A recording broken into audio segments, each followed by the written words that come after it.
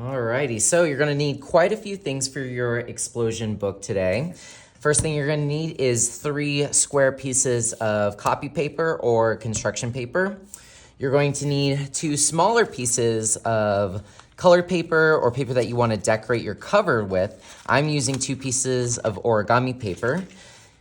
If you wanna add a cover that is a little bit thicker, you could take 2 pieces of cardboard. I found 2 pieces of illustration board. You're gonna need some liquid glue. I'm using Glue All, some stick glue, and you might possibly need some scissors and a ribbon if you would like to tie your book together. First thing we're gonna do is we are going to fold our paper. This is what's going to create the creases needed for the explosion book or the smash book, whatever you wanna call it, to open and close. So let's go ahead and start with our first one. First thing you're gonna do is you're going to go ahead and close it. You're going to make the corners match up. You're gonna fold it into a rectangle. Some people call this hot dog style. Go ahead and give it a really nice crease. It's important when we're folding this paper today that you really give it a nice crease, and then you're going to want to open it up. Give us a thumbs up when you're ready. All right, now go ahead and fold it the opposite direction. So now the corners on the opposite side are now touching. Go ahead and fold it, give it a nice good fold, and open it up. You'll know you did it right when you see a cross. All right, so right now I want you to look at the paper. You can see that it's making a valley. So a valley is when it goes down, almost kind of like a river.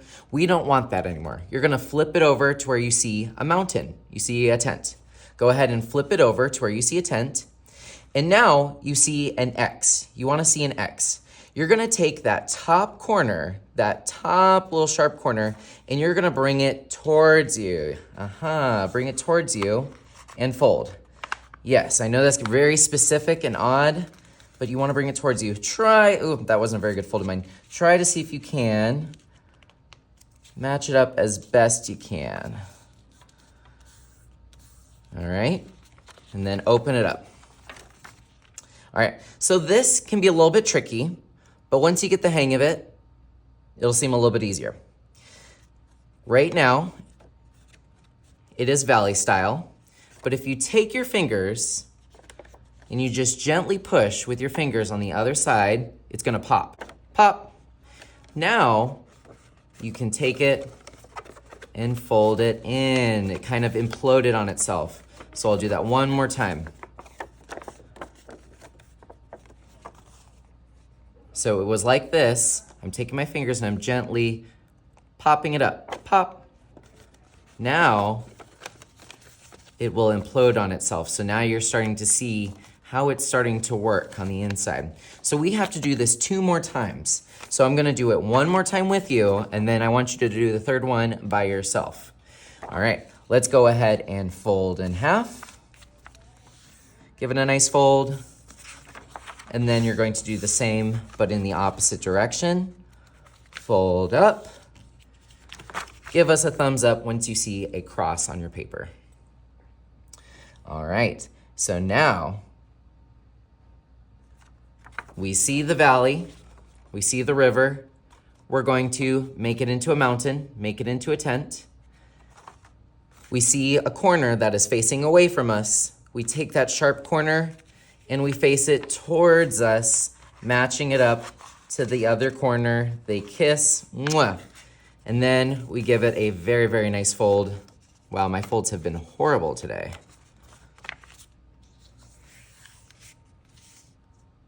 Give us a thumbs up when you're ready.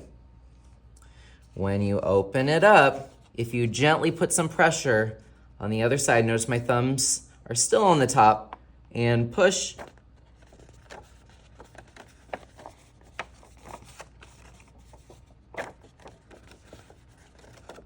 You should be able to fold it in. Aha. So go ahead and do this last one on your own, and then we'll move on. Okay, so now you should have 3 identical pieces of paper that almost kind of look like they're talking. So this is how I think about it when I'm getting ready to glue them together. because what they're gonna do is they're gonna fit together a certain way so that your book will open and close. Okay, so watch carefully.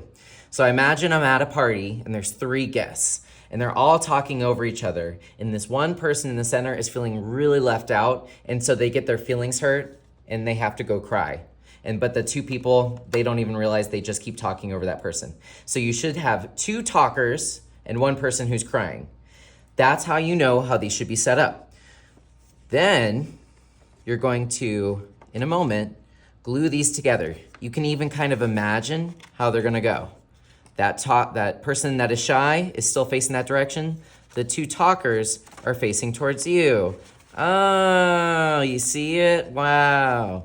Okay, so now that you can see it, let's go ahead and start putting it together. What you'll do is you'll take your glue on the very final square. You'll start attaching.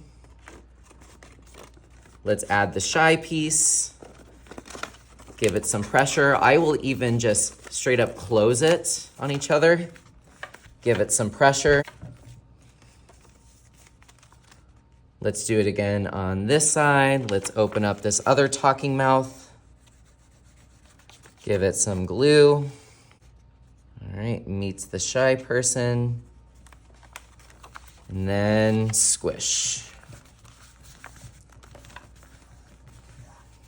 All right, once you've given it a few seconds to dry, it should work. And you can give it a try and see how your explosion book is working.